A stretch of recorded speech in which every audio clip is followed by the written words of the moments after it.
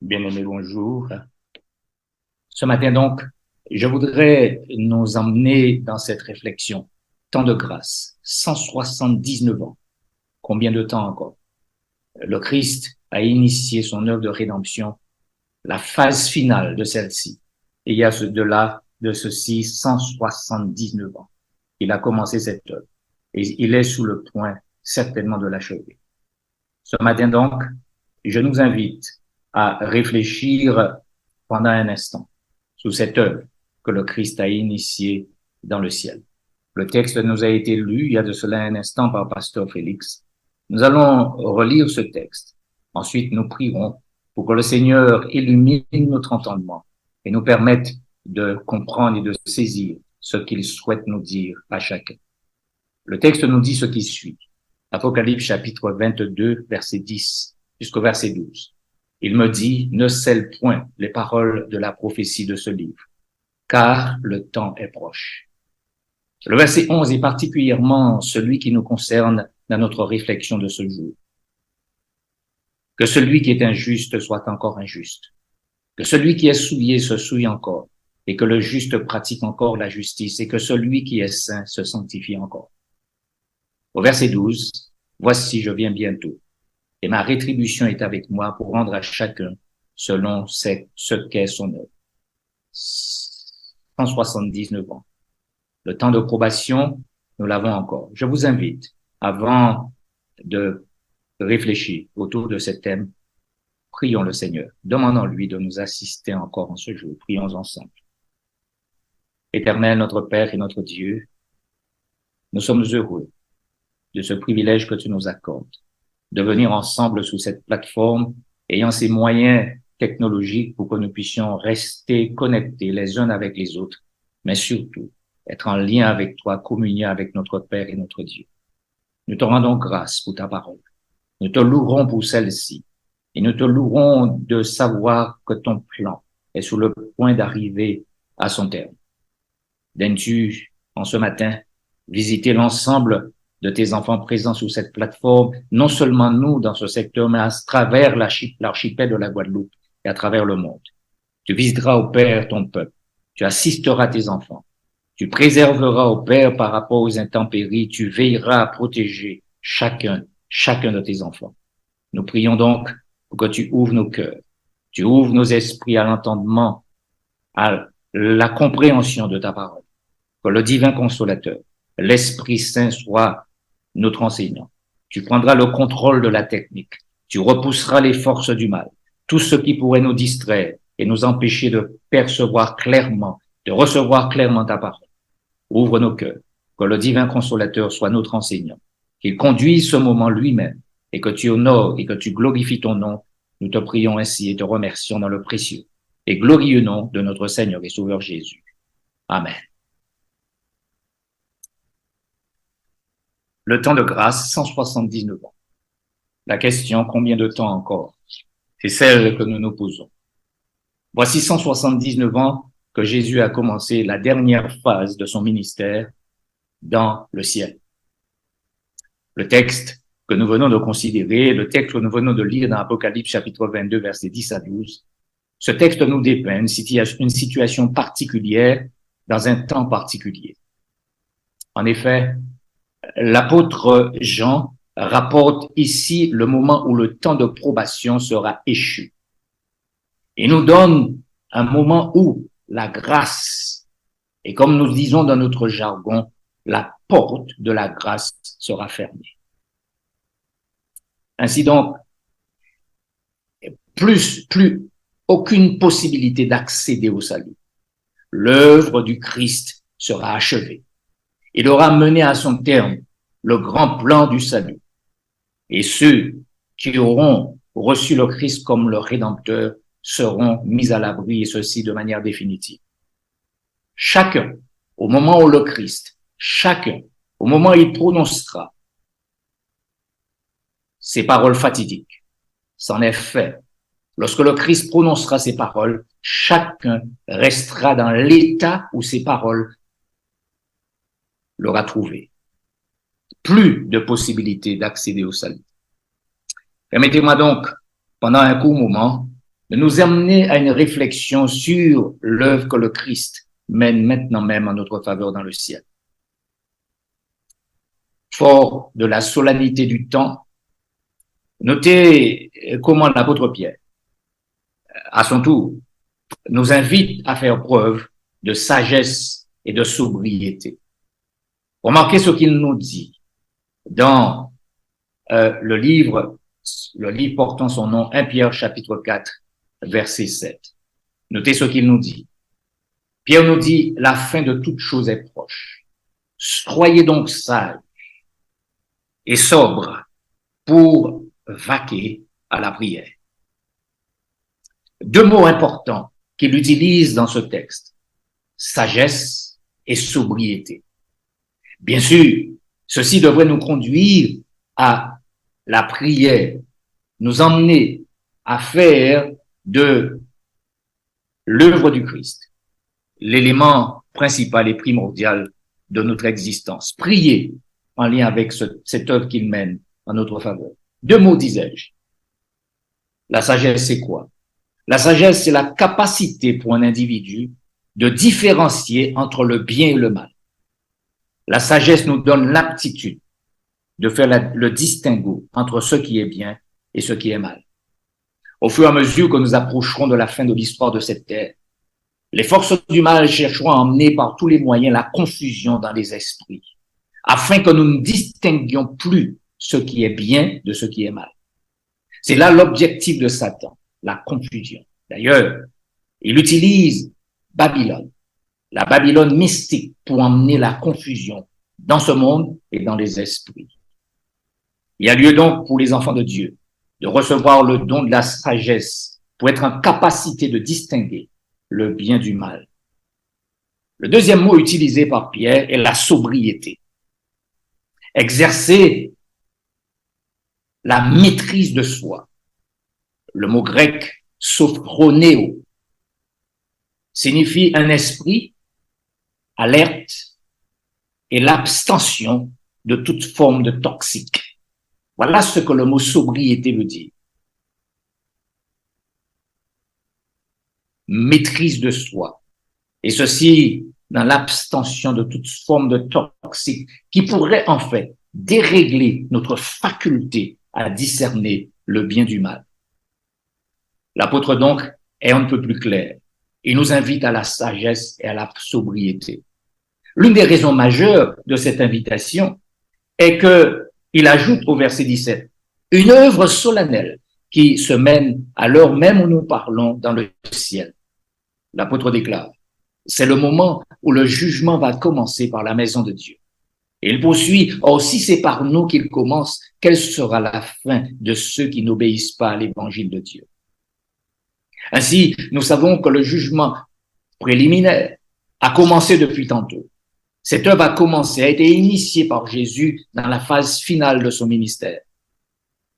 Il a commencé cette œuvre de rédemption, de rachat. Il a commencé la phase finale de ce ministère. Il emmène ce qu'il a initié sur cette terre à son achèvement.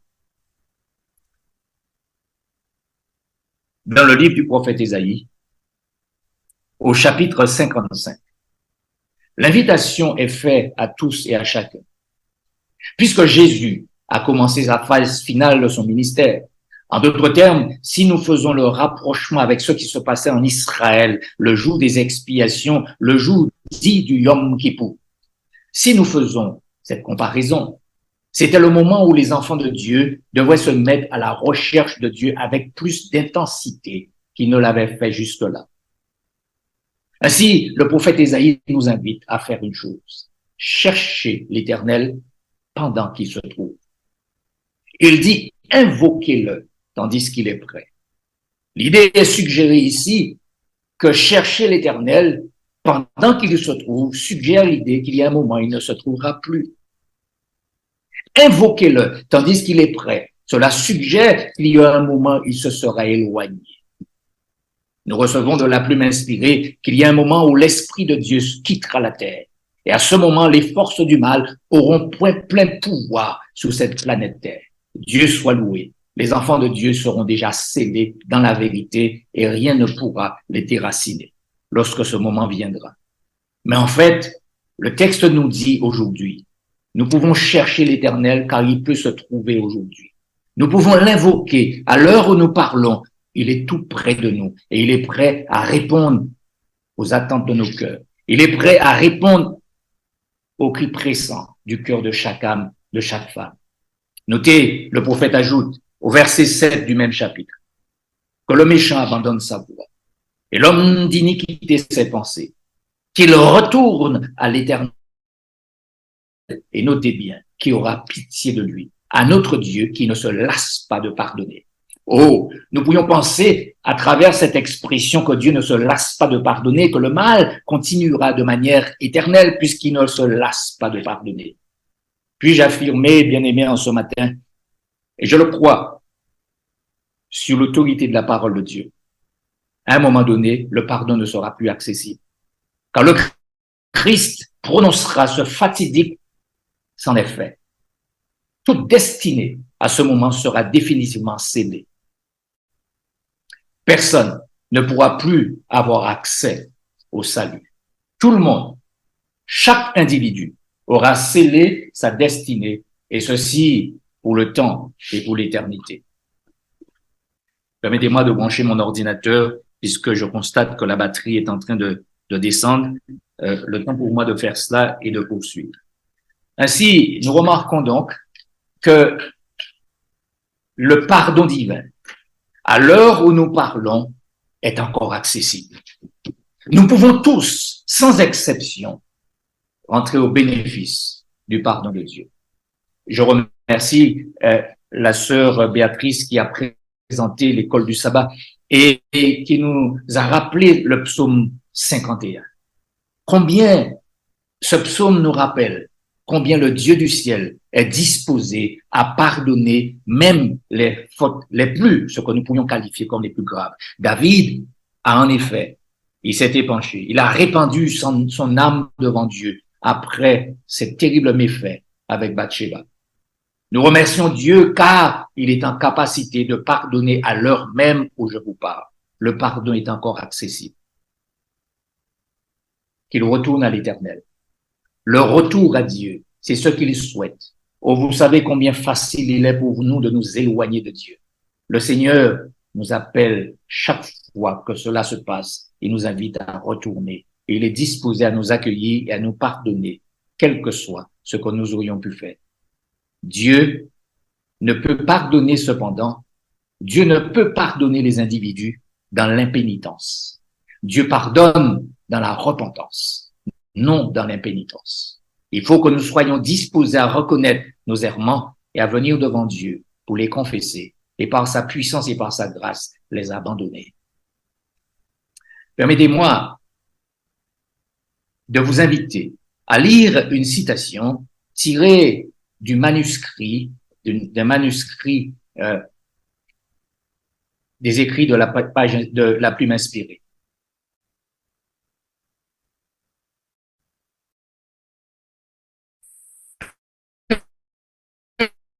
Permettez-moi d'interpeller chacun d'entre nous. Notez ce qui nous est dit. S'il y a eu jamais une époque, sérieuse réflexion, c'est bien maintenant.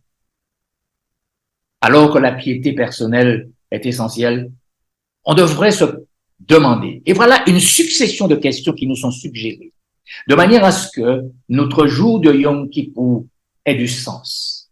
Une réflexion sur des paroles, ou du moins sur des questions pratiques. L'introspection de votre vie et de la mienne doit se faire dans l'interrogation.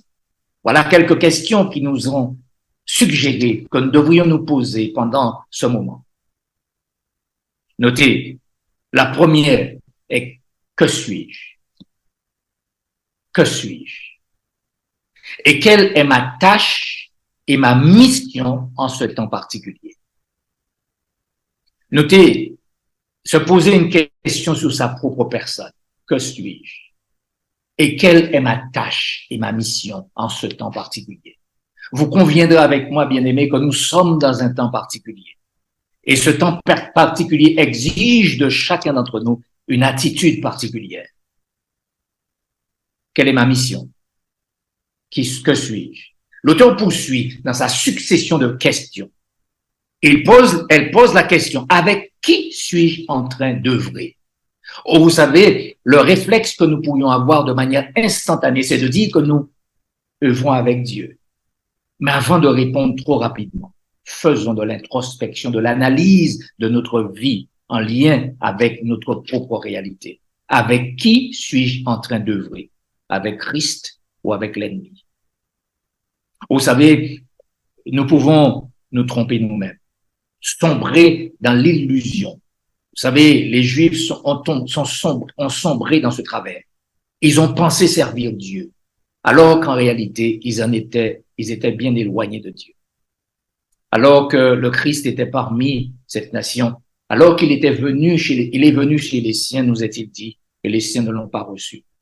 Je m'imagine, lorsque ces hommes ont demandé à Pilate de faire descendre le corps de Jésus le vendredi soir, tandis qu'il était suspendu entre ciel et terre, tandis qu'ils ont demandé à Pilate de faire descendre son corps, je m'imagine ces hommes pieux entrer chez eux et rassembler leur famille puisque le sabbat arrivait et chanter joyeusement, nous saluons le saint jour du Seigneur. Religiosité, mais en fait, il venait de tuer, il venait de crucifier le Seigneur en l'honneur duquel il prétendait rendre un culte. Nous devons être extrêmement vigilants car nous pouvons sombrer dans ce travers très facilement. L'auteur poursuit en disant que chaque âme s'humilie devant Dieu, car aujourd'hui, nous vivons certainement le grand jour des expiations. Vous remarquerez qu'Israël avait un jour des grands jours des expiations, un jour où il devait venir devant Dieu et s'humilier. En fait, le grand jour des expiations a commencé depuis 1844 et se poursuit jusqu'à l'heure où nous parlons, à cette heure même. C'est la raison pour laquelle, symboliquement, nous voulons faire du 22 octobre notre jour des expiations. Nous vivons certainement les grands jours des expiations, le moment où le Christ achèvera son œuvre finale dans le sanctuaire, dans le ciel. L'auteur poursuit en disant ce qui suit. En ce moment même, les cas de plusieurs sont examinés devant Dieu, car ils ne resteront que peu de temps dans leur tombe. Parlant de ceux qui sont défunts, ceux qui sont morts, le Christ examine la situation de chacun de ceux qui ont fait profession de croire en lui. Vous vous posez la question, pourquoi est-ce que le Christ examine le cas de chacun? Savez-vous, Dieu ne fait rien pour lui-même. Il est omniscient, il est omnipotent. La seule raison pour laquelle Dieu mène une telle investigation, tout comme il est venu vers Adam et lui a posé la question, où es-tu? Dieu ne savait-il pas où était Adam? Ainsi, lorsque Dieu investigue, ce n'est point pour lui-même. Il investigue à l'intention de ses créatures, car tout doute dans l'esprit de toute créature de Dieu doit être enlevé sous sa personne. Car le diable a emmené Dieu en jugement et il a mis sous la personne de Dieu. Il a jeté du discrédit sur Dieu. L'honneur de Dieu doit être réhabilité. Ainsi, ce qu'il fait, ce n'est pas pour lui-même, c'est pour ses enfants. Ainsi, quand chaque vie passera devant Dieu, c'est pour établir clairement la vérité lorsque tout sera conclu quant à l'authenticité de la conversion des uns et des autres. Le Christ, dans Matthieu chapitre 7, déclare, certains diront, Seigneur, Seigneur, n'avons-nous pas fait certaines choses en ton nom? Mais le Christ dit quelque chose qui est fondamental. Le Christ leur dira, je ne vous ai jamais connu. Or, la vie éternelle, c'est qu'ils te connaissent. Toi, le seul vrai Dieu, et celui que tu as envoyé, Jésus-Christ. La connaissance de Dieu, connaissance expérimentale, est fondamentale en ces temps qui sont les derniers. Ainsi, tous ceux qui ont fait profession, mais qui n'auront fait que profession, mais n'auront jamais laissé l'Esprit de Dieu les changer, les transformer. Ainsi, le Christ mettra clairement en évidence cette fausse profession de foi. Tout sera mis à nu et à découvert. Il a commencé par ceux qui sont déjà dans la tombe, et cette œuvre se poursuivra en faveur des vivants à un instant que nous ignorons. Nous ne savons pas quand est-ce que cela va commencer. Mais ceci pour établir l'authenticité de la foi de chacun. En ce jour, nous est-il dit, votre garantie véritable Ce n'est pas votre profession de foi. Notez bien, lorsque Dieu amènera mon nom, c'est pas ma profession de foi qui sera important. Mais notez ce que l'auteur dit. Mais la nature de nos affections. Tu aimeras l'Éternel, ton Dieu, de tout ton cœur, de toute ton âme, de toute ta force et de toute ta pensée. Dieu aura-t-il été l'objet de ma suprême attention et de mon affection suprême? Y aura-t-il des rivaux sur le trône de mon cœur? Ou Dieu sera-t-il le seul Seigneur dans mon âme, dans mon cœur? Sera-t-il le seul à régner sur mon être, et ceci de manière constante et permanente? La nature de notre affection. Quel sera le critère sous lequel chacun sera évalué? Quelle sera la nature de mes affections? C'est là sous lequel Dieu va porter son regard sur chacun. Ainsi, quelle sera la nature de nos affections?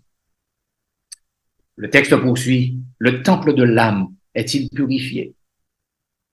Le temple de l'âme est-il purifié de ses souillures? Bien-aimés, vous savez avec moi, la seule chose qui peut nous empêcher d'être en lien avec Dieu, c'est la souillure provoquée par le péché. Mais Dieu désire purifier le temple de l'âme. De la même manière que Jésus a chassé les vendeurs dans le temple. De la même manière qu'il a chassé toutes ces choses qui se faisaient à l'intérieur du temple de Jérusalem, et souhaite purifier ton âme et mon âme des souillures du mal, quel que soit ce que nous aurions nous-mêmes emmené dans le temple de l'esprit qui est notre corps. Dieu désire purifier. Jésus mène son œuvre et c'est ce qui fait maintenant la purification des temples. Il purifie le ciel, mais il purifie les temples du Saint-Esprit que vous et moi nous sommes. Il souhaite le faire. Mes péchés ont-ils été confessés? En fait, pour que la purification se fasse, il faut que je confesse mon indignité. Permettez-moi de dire à ce stade de notre réflexion qu'en fait, ce que le Christ souhaite, ce n'est pas tant me purifier des actes mauvais que je proposais. Le Christ est dans une œuvre de purifier la nature déchue dans laquelle je suis. Rappelez-vous de ce publicain qui est monté au temple pour prier avec ce pharisien. Et cette parabole consignée dans le 18e chapitre de l'évangile de Luc. Le Christ déclare, ce publicain n'osait même pas lever les yeux et il frappait sa poitrine et implorant la miséricorde de Dieu. Ô Dieu, sois apaisant envers moi qui suis un pécheur. Vous noterez avec moi, il n'a pas confessé des fautes, mais il a confessé un état. Et ce faisant, il confessait aussi par ricochet toutes les mauvaises actions qu'il aurait pu poser dans son existence. Il a remarqué le combat qu'il menait dans sa nature déchue. Il remarquait la bataille qui se menait dans son âme et il avait besoin de pardon. Et il implore la miséricorde de Dieu. Sois apaisé envers moi qui suis un pécheur. La parole de Dieu nous rapporte que cet homme est rentré chez lui justifié, déclaré juste par Dieu, car le Seigneur entend de telles prières. Lorsque nous nous rendons compte de ce que nous sommes et que nous venons à lui, le Dieu du ciel est prêt à se manifester. Remarquez, mes péchés ont-ils été confessés? Pour que les péchés soient effacés, il faut qu'ils soient confessés. Si nous restons dans le silence, et si nous restons quelque part à jouer avec le mal, nous courons un grand danger. David est resté 9 mois dans le silence. 9 mois silencieux après qu'il ait commis ses méfaits avec Bathsheba. 9 mois dans le silence. Nous remercions Dieu du fait qu'à un moment donné, il a rompu le silence. Il dit au psaume 32, « Je t'ai fait connaître mon péché. Je n'ai pas caché mon iniquité. » En fait, la chose la plus stupide que vous et moi nous pourrions faire, c'est chercher à cacher nos péchés. Pour 2 raisons majeures. Comment peut-on cacher quelque chose à Dieu? C'est de la pure stupidité.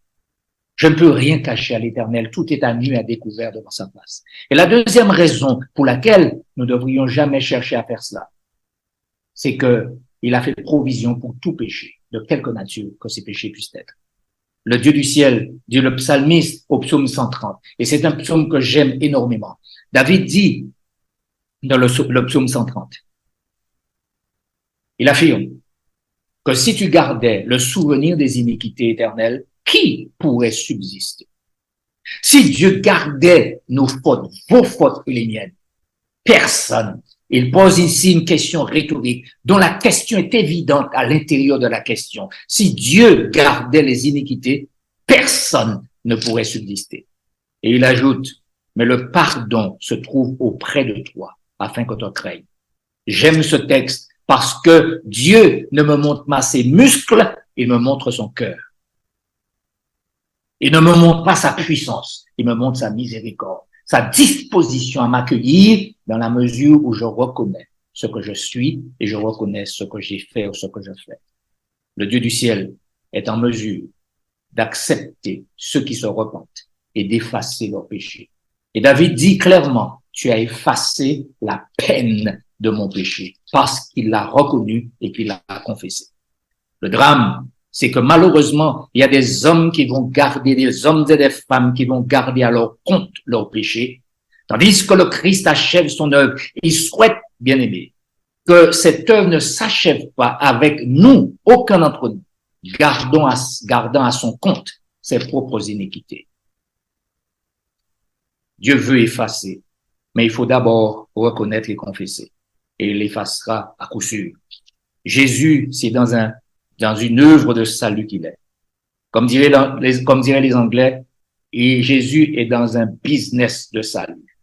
C'est dans ça qu'il est. Sauver les hommes. Telle est l'entreprise dans laquelle Jésus s'est engagé. L'auteur poursuit en disant, est-ce que je porte un jugement sérieux sur moi-même? Vous savez combien nous pouvons être complaisants avec nous-mêmes? Comment nous pouvons passer la main dans le sens du poil quand il s'agit de nous? Vous avez remarqué que David, lorsque Nathan est venu le voir et qu'il lui a dit qu'il y a un homme qui avait des cabris, il avait des troupeaux en quantité, et il y avait un pauvre. Et cet homme, au lieu d'apprêter une brebis de son troupeau, il a été prendre la seule brebis que possédait le pauvre. Et remarquez la réaction de David. Il déclare, un tel homme mérite la mort. Le problème, c'est que lorsqu'il a prononcé ces paroles, il ne savait pas qu'il s'agissait de lui-même. Je suis convaincu que s'il savait, il n'aurait pas dit ça. Et c'est ça l'attitude que nous pouvons avoir. Un jugement très sévère vis-à-vis des autres et pas suffisamment vis-à-vis de nous-mêmes. Et c'est pour cela que l'auteur nous invite à porter un jugement sérieux, notez bien. Et pendant cette période auquel j'invite les enfants de Dieu, ce n'est pas la vie des autres que nous avons à faire de l'intros, ou du moins à prospecter. Non, pas la vie des autres. Pas ce que font les autres, mais analyser ma vie, la mienne, ma propre vie, à la lumière de ce que le Christ a fait, à la lumière de ce qu'il fait encore et de ce qu'il a promis de faire dans un avenir proche. Un jugement sérieux sur soi. Puissions-nous, pendant cette période, n'avoir aucune complaisance avec nous-mêmes par rapport à nos réalités et par rapport à ce que nous devons corriger dans notre existence. Suis-je prêt à n'importe quel sacrifice, à tous les sacrifices pour l'excellence de la connaissance de Jésus-Christ? Voilà une succession de questions qui nous sont posées et j'invite les enfants de Dieu en ce temps particulier à se poser ces questions et à s'inscrire dans cette démarche. Et enfin, l'auteur conclut en disant ceci. Ai-je conscience en permanence du fait que je ne m'appartiens pas? Vous savez, de plus en plus, on parle, les individus doivent parler de prendre soin de soi-même. Oh, certes, il n'y a aucun problème à cela. Mais on a l'impression des fois, la concentration sur sa personne et oublier à qui nous appartenons. Ai-je conscience en permanence du fait que je ne m'appartiens pas? Je ne suis pas ma propriété. Le moment où j'ai fait allégeance, le moment où j'ai donné ma vie à Jésus-Christ, je ne suis plus le maître de mon existence, je ne m'appartiens plus. C'est ce que l'apôtre Paul dit dans son épître aux Corinthiens. Vous ne vous appartenez point à vous-même, mais vous avez été rachetés à un grand prix. Glorifiez donc Dieu dans votre corps et dans votre esprit qui appartiennent à Dieu. Mais que je puisse me rappeler en permanence que je ne m'appartiens pas, mais que je suis la propriété du Seigneur. Que mon service appartient à Dieu qui me possède entièrement. C'est tiré du manuscrit 87 de 1886. Vous pouvez trouver cette citation également dans le livre Événements des derniers jours, à la page 59, le 4e paragraphe. 179 ans. 179 ans. Est-ce que Dieu a besoin de 179 ans pour clarifier toute chose? Est-ce que vous pensez qu'il faut à Dieu 179 ans? Ma conviction est la suivante, est celle que Dieu est encore patient car il a encore quelques tisons à arracher du feu. C'est pour ça qu'il attend encore. Il a quelques tisons encore à arracher du feu. C'est pour ça qu'il est encore patient, pour arracher quelques-uns encore des mains des forces du mal. Ainsi, 179 ans. Rappelez-vous de ce prédicateur William Miller Baptiste. Il est né en 1882 à Pittsfield, dans le Massachusetts. Il est décédé en 1849. Et je veux vous rappeler ce que nous avons dit hier. Le 22 octobre est une date qui marque un tournant dans l'histoire du peuple de Dieu, mais aussi un tournant dans l'histoire de l'humanité tout court. C'est une date anniversaire importante pour notre Église. Pour quelle raison?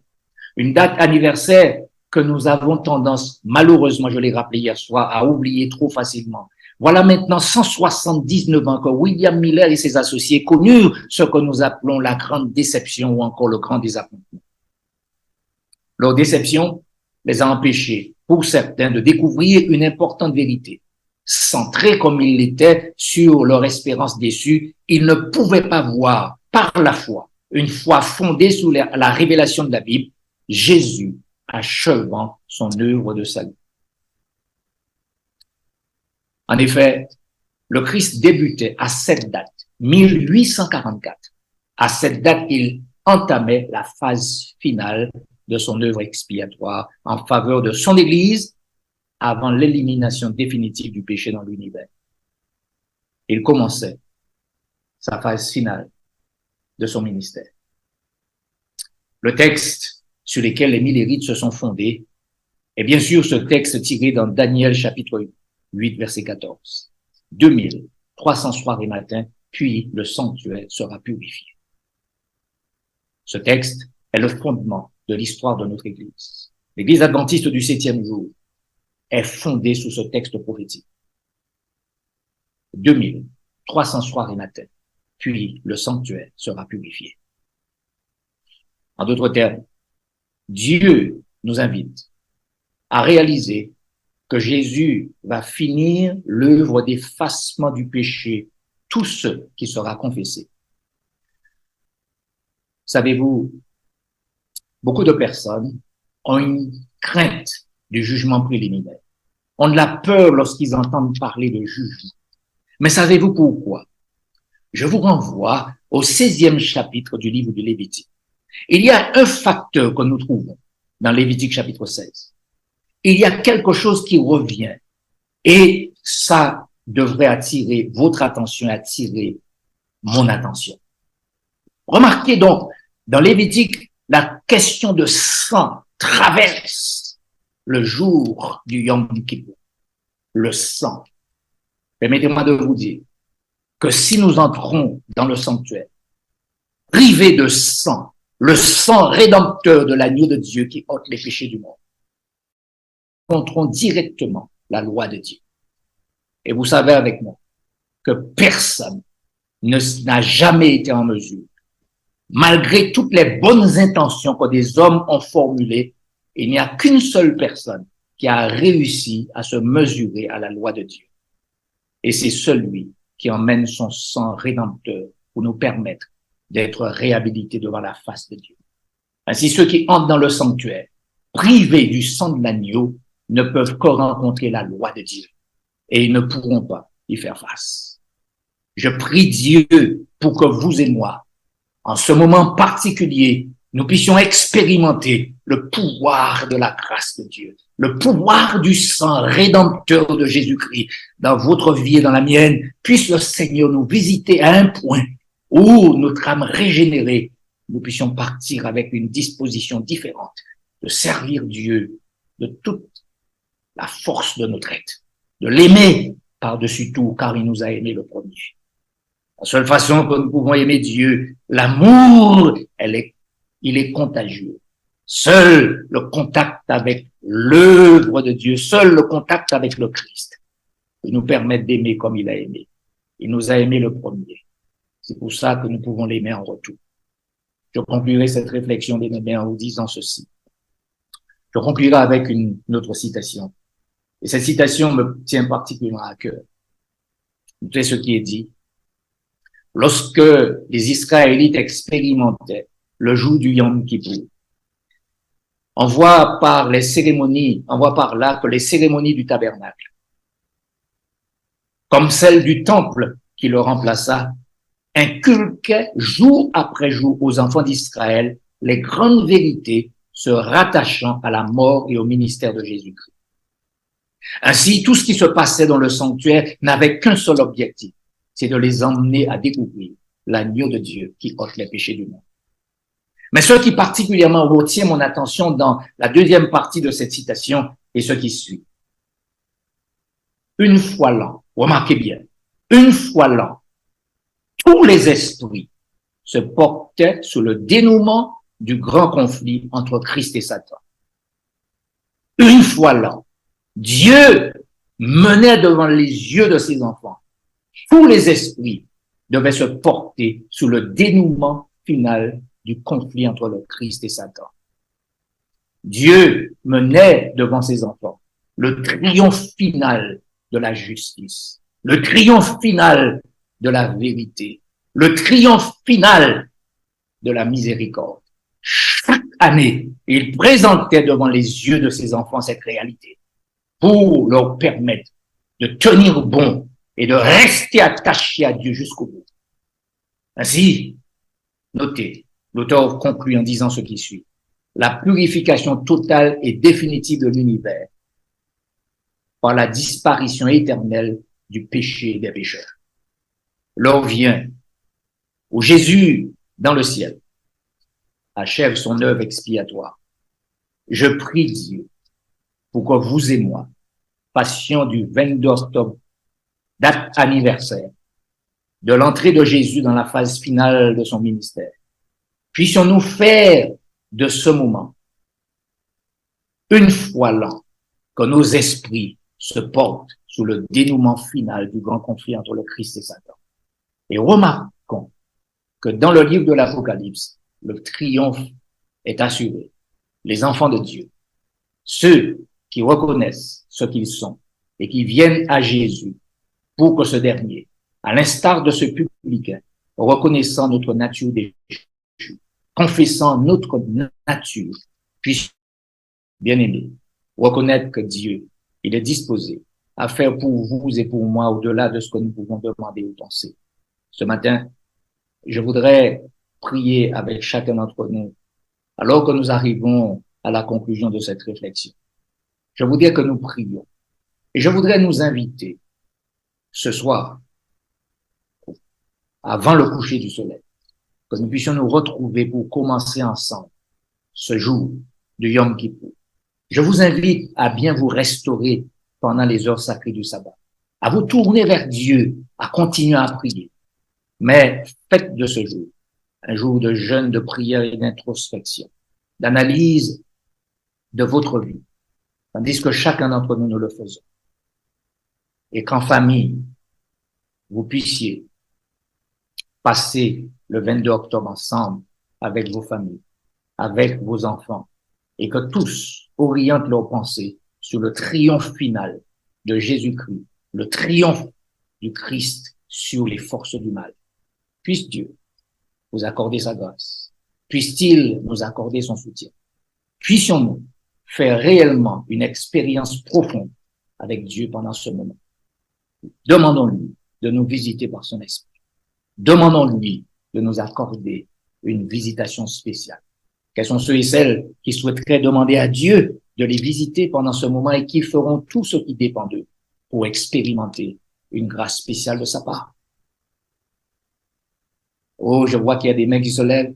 Puisse Dieu voir vos mains et vous visiter. Et ceux qui ne sont pas encore au fait de la technique, mais qui souhaitent le faire, Dieu voit les cœurs des mains qui se lèvent pour pouvoir le signifier. Je vais vous inviter à prier avec moi, tandis que nous demandons à Dieu cette faveur et cette grâce. Prions ensemble.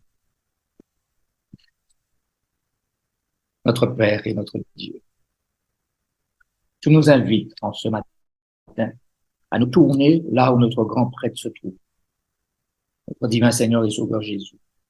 Il achève son œuvre dans le ciel. Il achève son ministère. Très bientôt, il prononcera ce fatidique sans effet.